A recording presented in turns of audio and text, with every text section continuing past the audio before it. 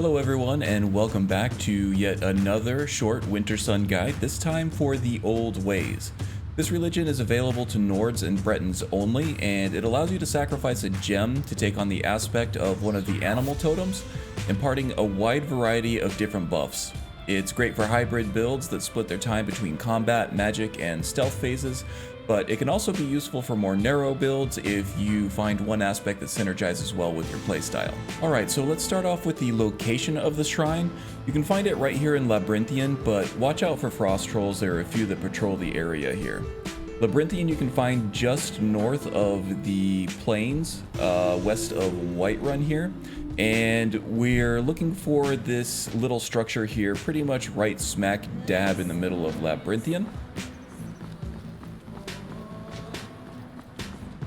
Now, once you get in here, there will be a skeleton with a note on it, a little bit of a story here, but also what you're really looking for here is the wooden mask. I've already picked this one up, so I already have it in my inventory, but you'll find it right next to the skeleton here.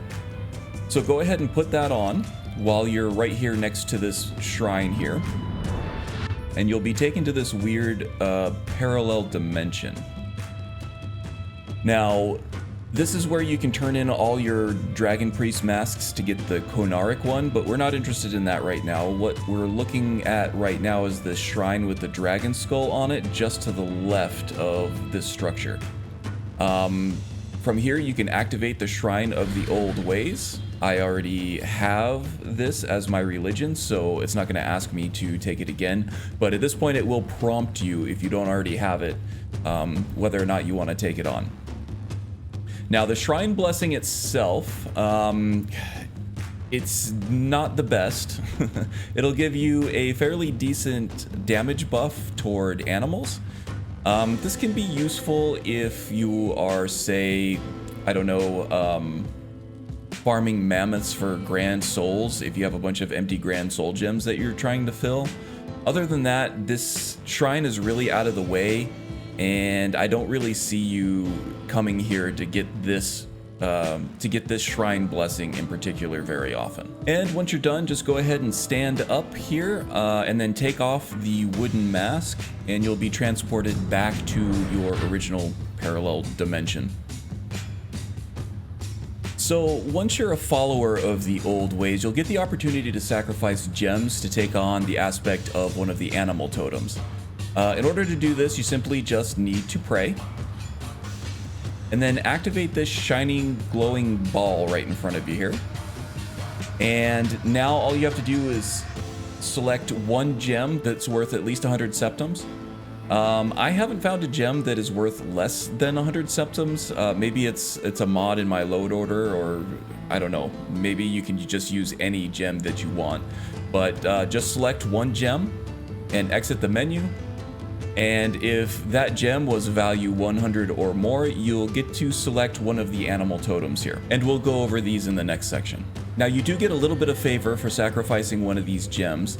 I have not noticed a difference between sacrificing, say, a garnet that's worth 100 septums even, or like a flawless emerald that's worth like 500 septums. You still get around 1.2% favor from what I've seen. So make sure you get through the less valuable gems first. Okay, then let's go ahead and go through all of these animal totems and what they do. So first up, we have the aspect of the bear, which reduces damage from attacks and improves armor. So you kind of double dip on the damage resistance there. Now, the actual reduction is a percentage that is scaled off of your favor. So at 192% here, I have a 19% damage reduction and a 19% improvement on armor. Next up is the aspect of the fox, which improves sneaking, lock picking, and pickpocketing, so great for the thief type characters. And again, this buff scales with your favor level. Now, the third totem is the aspect of the hawk. Now, this improves the damage and cost of power attacks by some scaling level based on your favor. So if your playstyle relies heavily on power attacks, this might be the aspect for you. All right, next up is the aspect of the moth, which improves weapon enchantments by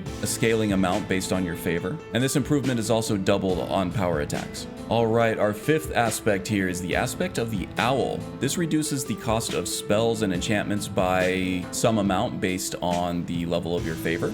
At 192% favor, I'm getting a 19% buff. Alright, next up is the aspect of the snake, which improves sneaking and sneak attacks by a certain amount based on your level of favor. This one is for all of you assassins out there. Alright, next up is the aspect of the wolf. This increases attack damage by some amount based on your level of favor, and critical damage by double that amount. So if you're looking to deal a lot of physical damage, this is the aspect for you. Okay, the last of the regular animal totems is the aspect of the whale.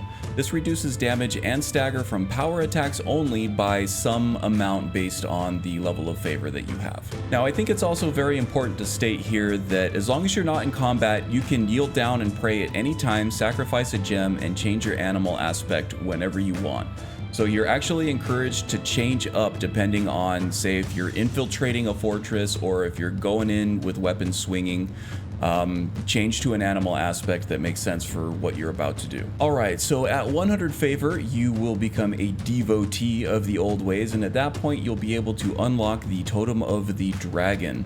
Now, the dragon aspect is extremely powerful, but it does burn through favor at 2% per in-game hour.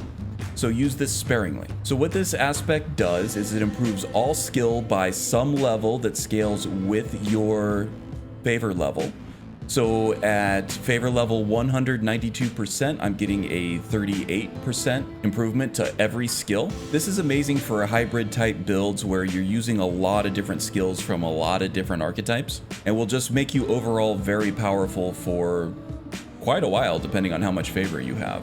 So this can be thought of as kind of an ultimate ability for your old ways character. And that does it for another quick guide. I hope this helped you to understand this Wintersun religion a little better, or at least to help you pre-plan for your next build. If it did, please consider liking and subscribing for more videos like this. And if I got anything wrong, or if you have any questions, feel free to post in the comments below so we can all learn from it. All right, see you next time.